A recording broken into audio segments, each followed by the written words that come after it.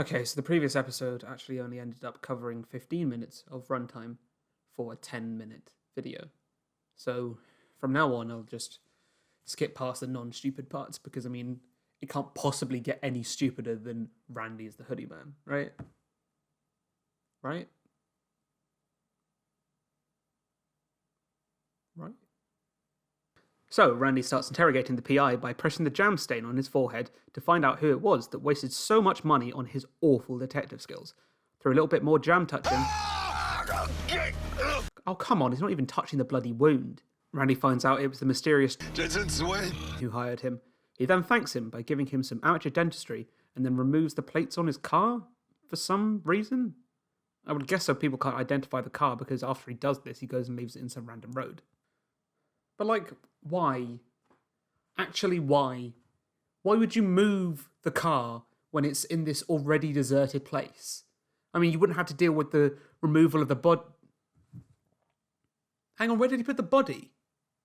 Knowing him, he probably just left it out somewhere for Renee to find. But, you'd have to clean up the car as well. There'd be blood on the seat, there'd be blood on the steering wheel, on the rest of the interior. Hang on, I'll need a consultation. A friend of mine is doing forensic science, so I'll just ask him. So, yeah, there you go. He would have had to clean up a little bit. Okay, I'll give him the benefit of the doubt and say that he had industrial-grade cleaning supplies with him because he knew that he was going out to kill the PI. So he cleans the car, gets into it. Luckily, it didn't actually crash. It just had to, stop mildly quickly. And then drives off with it to leave it on this random road. He also somehow doesn't get stopped on the way because he hasn't got plates or because the police are searching for that car. Did he remove the plates so the police wouldn't know it's that car? Because surely that's more suspicious. It isn't a common car, so he evades the police in order to leave the car on this random road and then heads home. Wait. He left his car on that random road as well, though. So did he just, walk back or, get an Uber to there?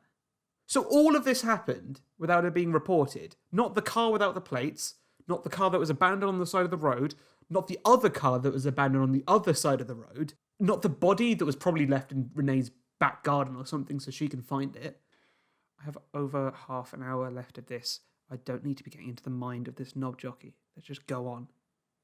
So, Renee and Mariah are having a more civil conversation about how stupid it is for her to go up into the mountains with this guy that she's only just met, and, as it always does in this bloody film, stupidity reigns supreme over logic. Then Randy comes in and gives her the bracelet. The one she lost in the original scene. But why? Why, though? Why couldn't you just buy her a new bracelet that isn't linked at all to her previous life? Then Mariah wants the address, so Randy comes over and sees the photograph that the PI had, and...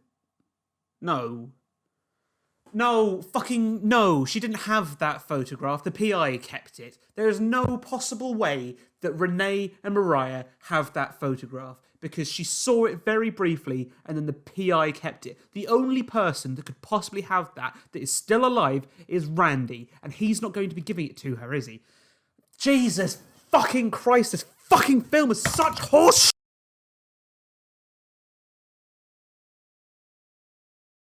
So, just in case you thought they might be mildly subtle, instead they have another shot of that photograph, this time zooming in on the bracelet so you can really grasp how stupid Randy is for giving her a connection to her old life.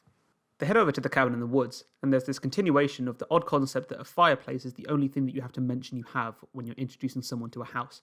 We could put the fireplace on at night. Okay. And then we cut to Mariah's discovery. So, Mariah is having one of her trademark relaxing drives in the shipping yard when she stumbles across a Scooby clue. It's the same car as the one Renee saw earlier. Time to investigate. Damn, sure was lucky that she was driving down this road that doesn't have anywhere to go at the end of it, for no reason. Because obviously no one could have tipped her off. There's no possible way that she would know it was there. Just keep on going, John. So then she just casually breaks into someone's car by slightly jiggling the handle and then giving it a slight lift upwards. Once inside, she opens the glove box to find not only a disgusting mess of stuff and what also seems to be a small wheel of cheese, but then she also finds this notepad, which she promptly steals. She flicks through from back to front because she's brain dead, but also to have this dramatic reveal of these random places and names that I can't be asked to dissect, as well as the phone number for one Jensen, whoever that may be. Then we find out that the woman Randy waved at before wasn't actually his mother. Your brother, Randy. I'm her only son. Yet another Scooby clue. Then she presses 2 buttons to call a 10-digit phone number and gets through to Jensen Swain, who turns out to be Renee's brother. Or should I say... Veronica? She asks to meet him, and he agrees immediately, which is oddly trusting. Also, he's very calm for someone who's just found out that his sister is alive. So, back to the cabin, where they're just finishing up some lemonade, which would imply that they've had at least a glass of it. But then Randy comes back into the kitchen, and he puts the glasses down next to a full jug. Did they only have like a sip each? Did they refill it after... John, why are you doing this? There's so much more to get through, and you're worried about the lemonade continuity. So, Randy sees that Renee's been getting messages from Mariah about her finding her brother, but he ain't having none of that, so he makes an excuse to go into town. And then, I legitimately forgot about this scene until I was rewatching the footage to write the script. And just... You know when people go through like a traumatic event, like when they're in a car crash or something, and then their brain tries to convince them that it never happened?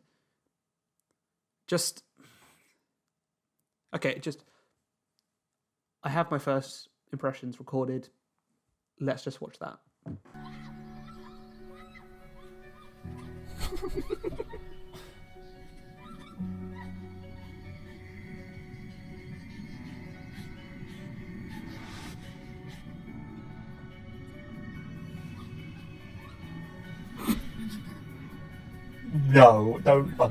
No, don't do this to me.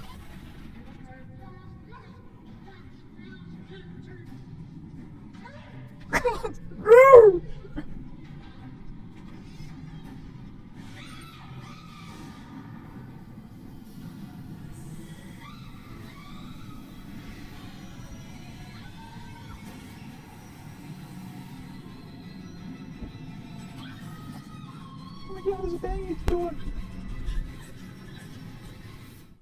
Hopefully I won't have to explain why that was bad.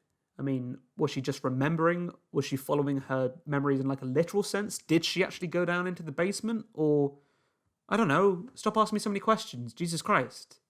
So, then we're back to Mariah, and there's actually a mildly nice touch where they put a believable gap between the messages. Hey, nice one. Oh, wait. So Mariah left the hospital at 4:30, but when Renee got her messages and missed calls from her, it was just about to turn 6. So did Mariah wait for an hour and a half to call Renee after making this gigantic discovery? Anyway, Mariah decides that she should probably look into this guy that she's supposed to be meeting, so she boots up everyone's favourite search engine, that's right, Axe. Everyone loves Axe because of the way it exclusively gives you pictures of the person you're looking for and nothing else. So then she looks up Renee's real name alongside that mysterious Jack Sawyer guy that she's meant to be married to, and oh my god, it's Randy, what a twist! And wait a minute. You didn't check who Jack Sawyer was in the 3 hours that you had to yourself. Anyway, she tries again to get in contact with Renee, but old Jackie boy's here and he's come to mess with her. So he tries to tell her to step off because Renee doesn't want to remember her past anymore, but then, Jensen starts calling Mariah. So she gives an excuse to Randy, doesn't fully shut the door, answers the phone and tells Jensen to call the police. Oh wait, no, she doesn't say that because that would make sense. Yeah, I'll keep him talking. I don't know, I'll try to figure it out. Hey. And then, things start escalating. We're talking laptops, grabbing shirts, throwing people over the table. Sick burn. Like her idiot brother Jensen. What is it, Jensen? Smashing this jar that she could easily reach over his head. Wait, no, she doesn't do that because that would make sense. We're talking chokeholds, elbows in the gut, crawling under tables, getting to the door and trying to open the door without sliding the door chain over first. Kerfuffles on the stairs, doors locking, and then a thrilling last-minute escape from Mariah where she manages to climb out of the window in the time it takes for Randy to kick down the door. I mean, sure, it's a little bit unbelievable that she'd be able to do that in that short amount of time, but at least it's not stupider than that, right? Right? Right?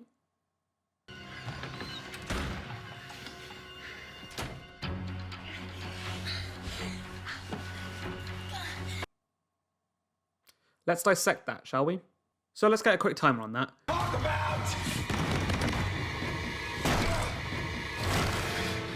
So in the time that it takes for him to kick down that door, she has the idea, opens the window to the roof, puts her shoe on the roof, she opens the wardrobe, gets in, removes what was there, then goes in unnoticed, and then puts the blankets over her, and then closes the doors behind her. It's just... How? How can you work on this film and not see how stupid this is? How did they film this without noticing? It's just everyone involved in the production of this film. It's just a waste of carbon. It's just so fucking